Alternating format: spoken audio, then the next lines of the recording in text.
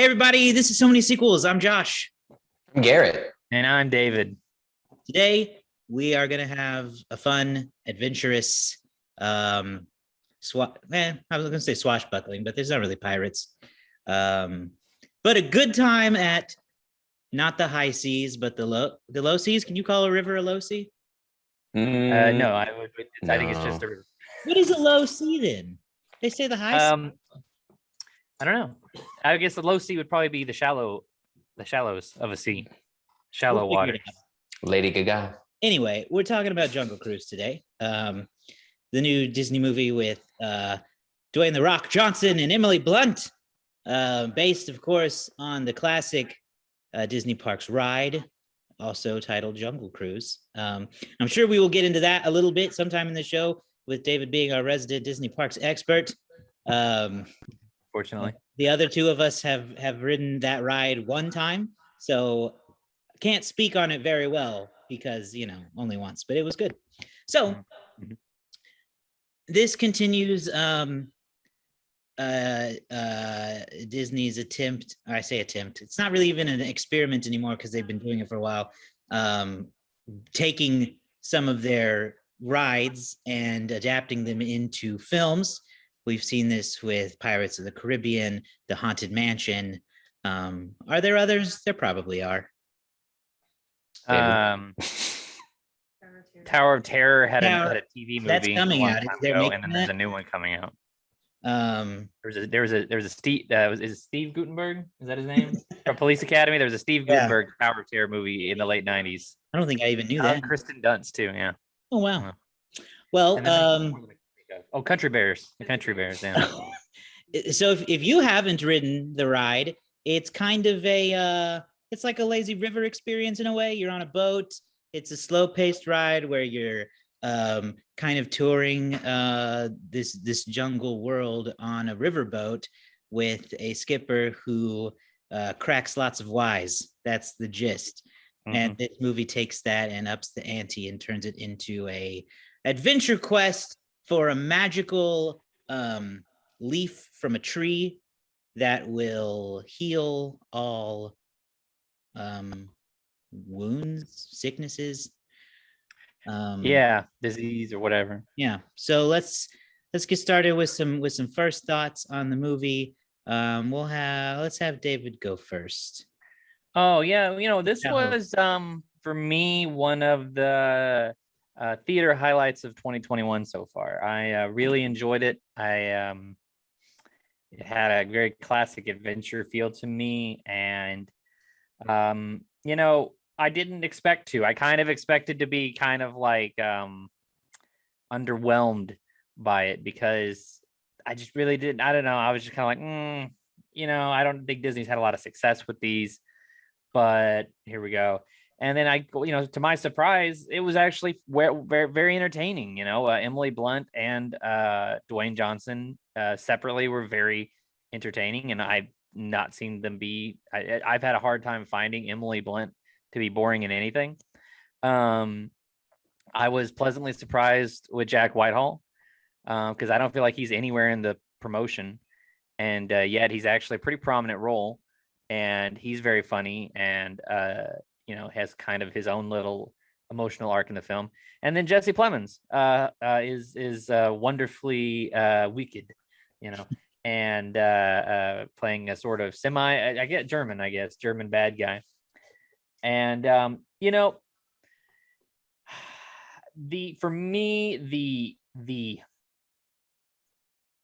the threats are a little stretched at times because you kind of have you have German bad guy and you have these sort of immortal mystical bad guys, and then you kind of have the jungle itself. And so I feel like they're a little stretched in terms of antagonists and which one you're supposed to be the most sort of afraid of. But at the end of the day, it's fun. It's funny. I've seen people complaining about the visual effects, but honestly, from what I've kind of seen over the last few years, you would be shocked to find out what visual effects there are at times, because I guarantee you there are shots you watch and go, why can't they just do this all the time? This great looking practical shot. Turns out that whole thing was visual effects. You just, or the entire river is fake, and yet the river you don't doubt for a minute, oh, this Jaguar looks bad. Grow up, Anyhow, I wildly enjoyed it. It reminded me of a bunch of films that we can get into later. Specifically, I want to talk about Emily Blunt and who she reminded me of in this movie. But yeah, ton of fun. All right. Garrett, go next. Yeah, I agree. It was a lot of fun. I had, I'm sure this is on your list of movies eventually, but like I really hadn't felt the same kind of reaction from a movie since Pirates, because I didn't really know what to expect. Again, I know it's a ride, but I don't know anything about it. And so I expected the river stuff, but the extra stuff that they added into it based on the one time that I have been on that ride was a really nice added touch, because my first reaction after riding the ride was, they gonna make a movie of this? Okay. But it was really funny. It kept you entertained the entire way. The dynamic between Emily and The Rock, who I refuse to call Dwayne, is fantastic. They both give and get their comeuppance in their own sort of way.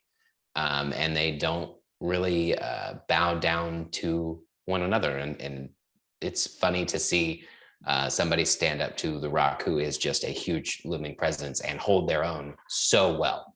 They both did a great job. Really stole the show. Everybody else was great in it, as like you said, David, but like those two really, I think, showed what they are capable of. Not that they don't all the time, but like together, it was great. Yeah, it's pretty solid. I don't think you'll find a lot of differences of opinions with us on this episode. It is a lot of fun. The Rock and Emily are both very charming, charismatic people. David, you mentioned Jack Whitehall, who plays Emily Blunt's brother. He is accompanying her on this expedition. And what I really like about that character is he has such a fun little arc going on, where for the beginning of the movie, you really kind of dislike him, because he's clearly a comic relief of the, oh, I can't get dirty, I must be dressed up at all times. Yeah, very stiff. He shows up on the boat with carts and carts and carts of luggage. Yeah. And like, wow, this guy kind of sucks. And then he opens up more as the story goes along, and you really start to appreciate him more. Where then at the end, you're like, wow, I love him. He's so good. I love McGregor. He's very funny. He has a nice moment where he opens up to Frank when they're kind of alone, and it's just he's got a fun story going on. Another thing I liked quite a bit was how Frank is this riverboat captain who takes tourists on trips up and down the river, and I like that everything on the tour was like expertly controlled by him. The fake was there like a fake alligator or something he had? Fake hippos. Fake hippos. And, like hired people to shoot darts at the boat. Like all of that was a really fun anaconda. Where he was constantly talking about the danger of the jungle, and just scaring the crap out of the tourists while it's being revealed to the audience that he's controlling everything. I love that. That was really fun. That was great. The opening was great. Again, what I really enjoyed that they incorporated a lot of the jokes. I mean, they're such corny, cheesy terribleness in the best, most complimentary way that I mean that. I mean that in the best way.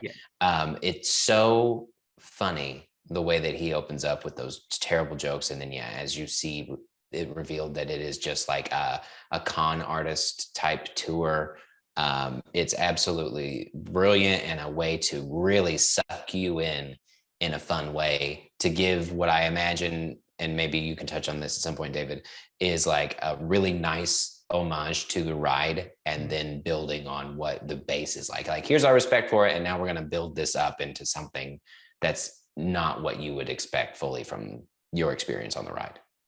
Definitely. I thought it was I remember, I think there's a tease of that kind of element in like the first trailer. And I was like, that's a creative way to incorporate what the ride actually is. The ride is not the most exciting, crazy roller coaster, or even something as like open for ideas. It's like Pirates of the Caribbean or the Haunted Mansion, where you kind of have like, okay, it's a haunted house, okay, it's a world of pirates, you kind of, there's like, we got some other things we can lean on. But the Jungle Cruise, it's like, it's a ride on, in the story of the ride, a river that kind of like transcends all the entire world.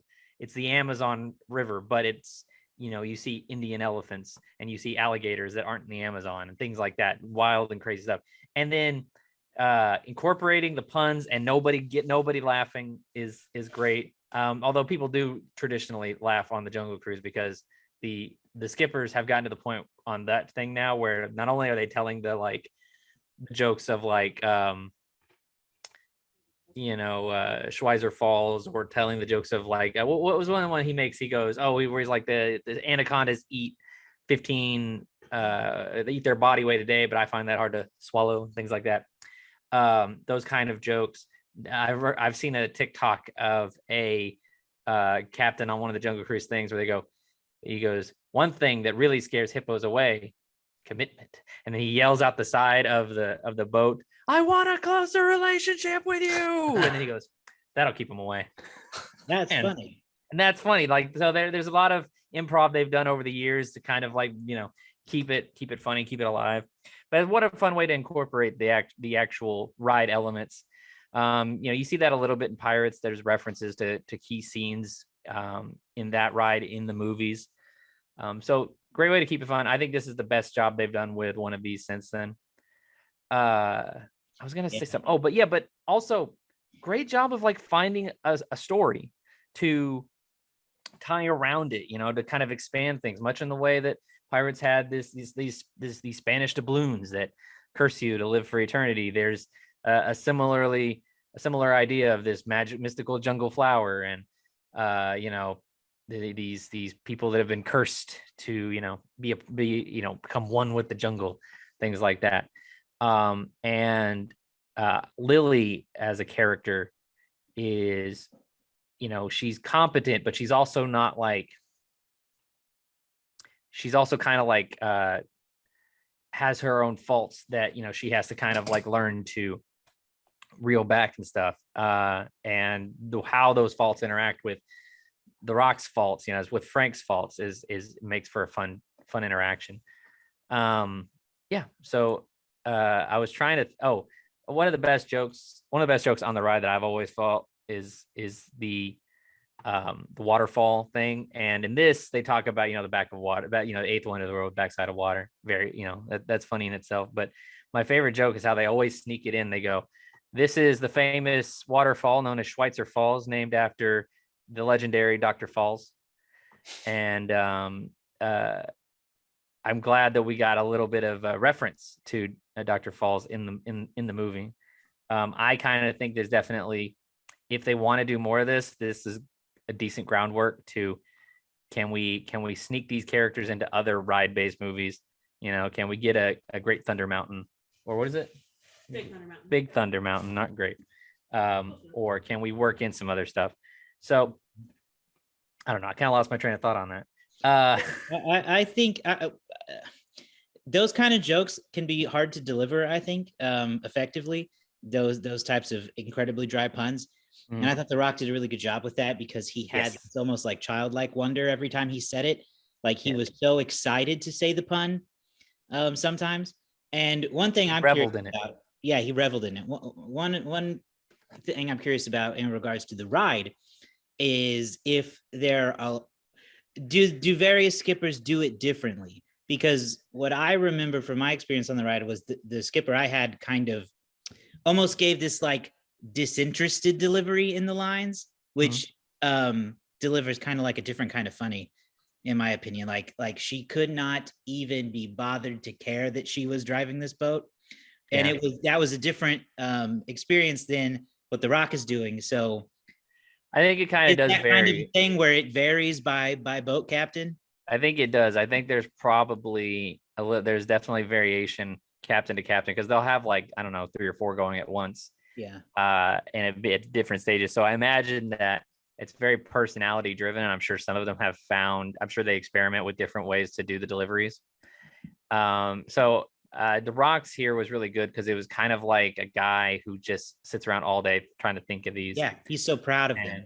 He's just and The Rock, you know, I said this in my Letterboxd review, is every time The Rock does one of these action comedy type things, I keep thinking this is going to be the one that's not any good. And you know, damn it, if that big boulder doesn't just work every time, always prove you wrong. I always end up going, oh, gosh darn it. You can't keep getting away with this. He can't. Then he does, and I'm just like, He's just a charming personality. I mean, you know, there's a level of, I once overheard somebody say, be so self-aware, you just lean into it. And that's what he did with those puns. I mean, like he's aware that they're bad, but he's real proud. Like you said, he's real proud of them. And so he delivers them with pride. I know. And if you deliver something that you know is bad with pride, is one of the funniest things, especially like to me, for sure. I will laugh for days. And just again, the way that he delivers and the way he is just so charming is a wonderful combination. Do you guys have any go-to puns that you like to sneak out whenever you can? I don't know about a go-to. They're more like if I think of them in the moment. Yeah. Mm-hmm. I remember watching an interview with Jeremy Renner one time, where he talked about this new hobby he has, where he takes like bass and trout and stuff, and he puts them in like NFL jerseys, and he takes pictures of them, and so it's like shooting fish in apparel. In apparel. Yeah. That's one of my favorites. Good one for the movie, right? Like shooting fish in apparel. I really felt kind of refreshed seeing a adventure movie on the big screen. I feel like we're kind of starved for adventure movies, and I would like to see a comeback of those. You know, this had all the nods to every classic adventure film you could think of. I mean, there's so much, and I think that's because there's a formula now that's easy to stick to. I mean, the Indiana Jones vibes are real. Yes. Which is kind of like the standard bearer for modern adventure, I think. But I just love, you give me a movie set in the early 1900s with a German bad guy and a quest through the jungle, and I'm happy. That's fun stuff. And Jesse Plemons, as you said earlier, is such a like deliciously wicked bad guy. He's like a member of the German royal family who is equally obsessed with finding the is it called the Tree of Life? It's something like that. I don't remember. I got it. I'll pull it up here. It was the tree hoping to harness medical. I can't seem to. That doesn't have the name of it there. Of course it doesn't. That would be too helpful. Well, he's equally obsessed with finding it, but for his own nefarious reasons. Whereas Emily Blunt wants to find it to like heal the world and help the British war effort and all this stuff. And that's just classic good versus evil adventure film. And I like that a lot. He's so over the top. Like, I love how he's driving he's taking a submarine through the Amazon. That's cartoonish in the best ways. He's launching torpedoes at villages. He's yes, okay, so we haven't said any spoilers yet, but I'm gonna go ahead and slam my spoiler warning here for anyone who hasn't seen it yet, that from here on out you might hear some spoilers. Tears of the Moon. 1, 2, 3, spoiler time. Okay, supernatural elements get involved in the film, and we find out that like conquistadors from the 1500s have been cursed to be basically tied to the river. And so they become like enmeshed with the creatures. And the point I'm getting at is Jesse Plemons yells at bees a lot. Yes. And that is hilarious. I especially love the one moment where he's having the bees point out where they are on the map, and the two people behind him are like, we're doing that because the bees said so. I want off the sub, yeah. Very funny. Oh, and you know, the interesting thing about that, by the way, Tears of the Moon, that was the name of the Tears flower of the Moon that they were trying to find, the Tears of the Moon.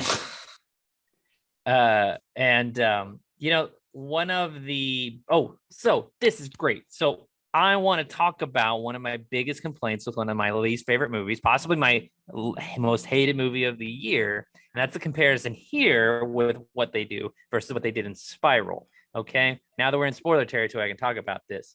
This movie does cryptic foreshadowing and callbacks correctly. Okay, the movie opens with McGregor telling a story about this quest, right? And they set it up. You get shots of shipwrecks and stuff, but they don't necessarily imply that that specific shipwreck is from this specific thing. It's all kind of kept a little vague. Then what do? The movie plays out and you kind of forget about that. You kind of were like, that was just the lore being explained. You forget about it. And then boom, they go, hey, remember that story we told you back at the beginning? Bah! It's back. And it's all part of this same thing. Whereas earlier this year, we talked about Spiral, and I was trying to talk about good examples of doing that. In Spiral, they just showed flashbacks every 10 minutes of different things and with no build, no context at times. And it was just so stupid and frustrating. This is how you do foreshadowing and lore building right. I think they did it perfectly. I also want to say that this movie could totally also be in the Pirates of the Caribbean universe. Like these could be in the same. Like there's nothing stopping it. No. Conquistadors were in, you know, Aztec gold and all that is what they were taking in the first movie. Now they, you know, Cortez, he's trying to take Aztec gold, and these conquistadors are trying to get special flowers to save their dying daughters and whatnot. Yeah, I need more. I agree with the adventure. This is one of the better action or best action adventure movies I've seen in a while. And there was one earlier this year that gave me the vibes. I've gone blank. Raya. Raya was another one that gave me such good action adventure vibes. And I mean, you look at what we grew up with in our age demographic. We had a lot growing up. You know, we had the Indiana Jones, we had National Treasure, we had, I mean, even like Homeward Bound to an extent, the Goonies, Quest, and here's the stuff that gets there. I definitely need more of those because I need more well done ones because those can just be fun. And sometimes you just need a nice, fun action adventure movie to send you down a rapid waterfall and go crazy. And just excited. I think that in this time that we're in, that those types of movies, if you just focus on the fun elements of it, would be a good resurgence for this type of genre. And a good way to sort of like move adjacent to the superhero genre is to just have, you know, just kind of a classical adventure style, and it's not necessarily tied. Like I find this, like, you know, you could call, what is that movie that The Rock did, CIA or whatever, with Kevin Hart a few years back? Central Intelligence. Yeah. Central Intelligence. That's an action adventure movie. But because it's so modern, it doesn't have that sort of like classic feel like this does. This has that sort of like timeless feel to it. And I think there's more of those. I think there's a difference in what they've been doing because, like, you know, Lethal Weapon, that's an action adventure movie, those types of things. But I don't want like crime shoot 'em up drama. I want people who are like going on a quest to find something. Give me more treasure mappy and figurative speaking of treasure map. Like you can actually give me a treasure map, but just something that they have to go get and the adventure along the way. And you know, going back a couple of years, I think. Oh my goodness, that Pixar movie that I didn't like with the fantasy elements. Onward. I think that was a nice, I think that kind of got people thinking, you know, we can do this a little more. That one I didn't think was very good, but everyone that I've seen since then has really improved and sucked me in a positive way. So all about more of those. Can I talk about another movie slash genre franchise that this gave me reminded me of? And that's like Jackie Chan style action movies. Lily kind of fights like Jackie Chan, not necessarily at the same skill level, but if you watch a lot of Jackie's action comedies, a lot of times Jackie is like fighting very environmentally, like, and he doesn't necessarily want to be fighting. It's always like punch a guy, and then he's like, I'm sorry, and then he's like moving, and he's like, jumping on ladders, or he's jumping through things. He's trying to, he's doing whatever he can to escape. You think of like a lot of his American movies, Shaolin Nights, or Shaolin, what is it? Shanghai Nights, Shanghai Noon, and Shanghai Nights, and Rush Hour, things like that. That's how Lily fights. She's constantly fighting to get away, as opposed to fighting to beat somebody up. Let The Rock fight people to beat them up, and she's finding all these creative ways to get away. It's very similar to Jack Sparrow too, who kind of has this sort of like charismatic cosmic luck that he's able to escape with, and that's kind of how she operates. Is like she'll get guys accidentally tied up, or she'll, somehow end up with a sword, and everybody else pulls out a sword, and she's like, I'm out of here, and run away. Or releasing monkeys, chaos, whatever she has to come up with. And I really dug that, because it really makes her character, it makes the fight scenes, and this is a problem I have sometimes with other action movies, it makes the fight scenes have story within them, because she's not just punch, punch, punch, quick cuts, punch, punch, punch. It's like, if you watch the background, you can kind of read what's about to happen. You can see them moving towards this, these doors. How is she going to get through this? And the doors open and close, open and close. How are these things going to? So I loved that aspect of it. I would love more fights where the character, you can kind of tell what kind of person the character is in the story. She's not fighting to hurt people. She's fighting to get away, very fun. Yeah. And she uses her environment a lot. Environmental fighting, yes. I liked how she is, her character bucks the traditional standard for a woman of the early 1900s. And the most obvious way they keep pointing that out is their obsession with her pants. Yes. And that is also a very funny joke that every time, I don't know, they say it so much, but I never get tired of it.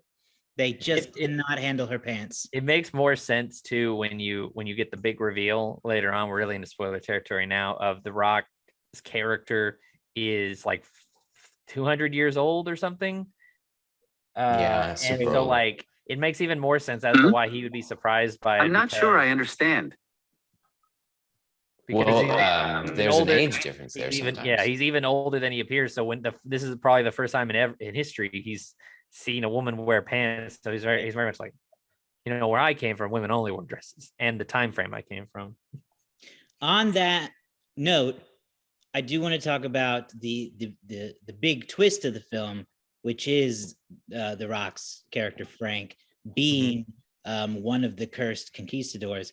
That surprised me. The twist worked on me. I didn't see it coming. When his initial death scene was very well done, because one of like the standards for a character death in a movie is if you don't see it happen on screen, they're not dead. They made very clear that he was dead. Yeah. He took that thing through the heart, and he hit every rock on the way down. And I was like, he dead. So they're gonna, I assumed Lily would go and get the flower and bring him back to life or something. I did not think he was a zombie conquistador. Yeah, no, I agree. I did not see that coming at all. I knew he wasn't going to stay dead, but I can't really remember what I said now. I think it was obvious from the beginning, at least at times, that there was more to his story than he was letting on. Yeah, sure. You could tell that. And then she found his map room where he had all these old maps. Like he had tried to find the treasure in the past. And I was content at that moment to go, okay, that's what it was. I could tell her something. He's been doing this for a long time. He's become embittered by not being able to find it. Now he just runs cons and scams. in an effort to make enough money to get out of here. Yep. Then I was content with that. And then, yeah, he gets, but I had I do remember now, there is a brief moment where when the immortal jungle-fied conquistadors come back, Aguirre, the leader one, looks at Dwayne, looks at the Rock and says, "You seem surprised." And then they move on, right? And the chase continues. And I was like, why would he say that to Dwayne? Why would he say that to Frank? You seem surprised. And I was like, maybe he met them before, but like maybe they haven't been as frozen as we were led to believe. And then the other shoe drops and it turns out he was one of them, and he's also cursed to have to always stay close to the water. It's really clever, and I really enjoyed that as far as a story development. All right, well, let's shift gears then and talk about how this movie is doing in this extremely weird box office year. Very weird box office year. As things started to look like they were going to get back to normal, things kind of changed again. And, things are kind of on the way back down in some ways. Now, every movie's a little different. You got to look at ratings. You got to look at, availability, word of mouth, yes, and whether or not it's dual release. So the Jungle Cruise did release day and date in both theaters and on Disney Plus. I think Disney released the numbers that it did on Disney Plus as well, but I don't have those in front of me just yet. In theaters, it opened July 30th and had a 3-day total of 35 million even in 4,000 theaters. And the top 5 that, it's kind of funny, we're going to look at this top 5, but it's just a few weeks ago. The top 5 that weekend was Jungle Cruise at number 1. M. Night Shyamalan's Old was at number 2 with 6.8 million in its second weekend. The Green Knight came in at 6.7 in its first weekend, which isn't too bad for a, not a big blockbuster type movie. And then at number 4, you had Black Widow in its fourth weekend with 6.4 million.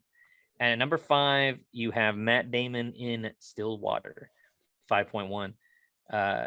And that is, the only other thing of interest is, that G.I. Joe movie Snake Eyes came out. That dropped hard in its second weekend it dropped 69%. But how is Jungle Cruise doing, you might ask? Jungle Cruise actually had a pretty okay legs, as they say. It only dropped 54% in its second weekend to 15 million, and then only dropped 42% in its third weekend, August 13th through the 15th. So overall, not the worst drop we've seen this year. It gives it domestically a total of 82 million in the United States, which is good enough to put it in the number 5 spot for the year, I believe. Hang on. Loading. I believe it's in the number 5 spot for the year. So 82 million domestically. Hang on. And I can't tell the international score. So, but suffice it to say, not a bad overall finish when you add in probably whatever it's made on Disney Plus releases. I think it's actually done with its theatrical run. Yes, number 5 spot. I finally got it confirmed. Let's see what it did internationally if I can. In its opening week, Disney said it did 30 million on Disney. 30 million at home too. Okay. So it's probably, so I mean, I'm sure they're probably fairly satisfied with that. I know that Dwayne 81 million foreign to give it a worldwide total of $173 million, which in this state, not the worst. I know Dwayne was tweeted that he was having a meeting about a sequel a few weeks back. So we'll see how that goes. I think if you look at the box office scores for most movies this year, you would think these aren't getting sequels. But if you look at the critical reviews, Suicide Squad, very high critical reviews. Jungle Cruise, very high critical reviews. I think there's definitely an argument to be made by these execs to say, we knew we weren't going to do well at the box office, but people seem to like it, so let's make another one. Yeah, box office alone can't justify a sequel anymore. No, and it'll be interesting to see what they do with the Jungle Cruise, and if they want to expand that more, because we're living in the world of spin-offs and sequels, so it'll be interesting to see if they want to, and we know that the characters make it through. Mhm. Are they going to go on a different adventure? They can't do another Jungle Cruise, you would think, but maybe they could visit some other mystical thing. Exactly.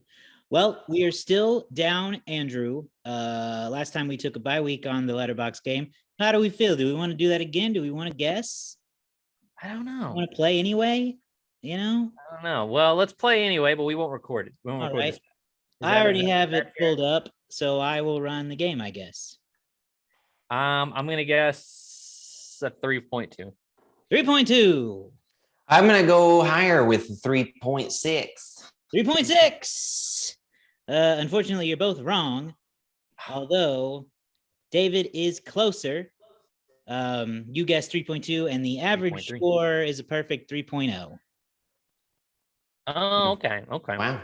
That's not too bad. I mean, that's not too bad. As we know, it's very hard. I mean, it's really hard for a great movie to get a 4 on Letterboxd sometimes. So, True. that's pretty good. I think most people probably give it good reviews. What do we want to give it? Oh, personally, I'm giving it a solid 4. I think I'm Solid. going to agree with a 4. I'm gonna change it, and I'm gonna go with the 5. Woo! I don't wow. necessarily. Here's my reasoning. I don't necessarily think that. I think I look at it from a different perspective. This is not like an Oscar-winning 5-star masterpiece, but on my scale, 5 stars is a yes. And every time that someone has asked me about it, I say yes, go see it. So This is a 5-star movie. Go see this movie. You will have a lot of fun and just be entertained for a couple of hours. So yes, this is a 5-star movie. Go see it from that perspective. Yeah, that makes sense. It'll be interesting to see what our end of year top 10s look like. Yes. Because I can tell you this has moved into my top 10. I don't know. We're not too far away from the end of the year. It'll be interesting to see if enough good movies come out to knock it out. Some of the popular Letterboxd reviews on this movie include this 3.5-star review. Finally, a movie with The Rock in the jungle. This 2.5-star review. Jesse Plemons argues with a B. Whether or not that's worth the price of admission is up to you. Boo. This 3-star review. Emily Blunt should have been the gay sibling with those outfits and that personality, actually. Well, I feel like that's I like this one from Samantha. She says, lost it when the rock turned into a rock. Beautiful. On that note, we'll see you guys next time. Find us online, somanysequels.com. We'll be back with more next week.